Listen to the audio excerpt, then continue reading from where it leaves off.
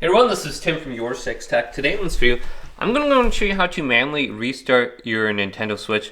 So maybe the screen is frozen, maybe it's black or something like that, and you can't touch on it to restart it right here.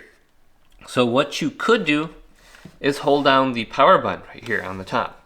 So if we hold this down, 1, 2, 3, 4, 5, 6, 7, 8, 9, about 8 to 9 seconds, it's going to completely turn off. Then we can just press the power button and turn it back on. So you'll see the power options pop up on the screen maybe. If it's not frozen, you can just continue to hold down the power button right here and it will move past that screen and it will turn off the Nintendo Switch. But hopefully this quick little video did indeed help you out. If it did, leave it a big thumbs up and subscribe to my channel down below. More tech videos coming up next on YourSixTech.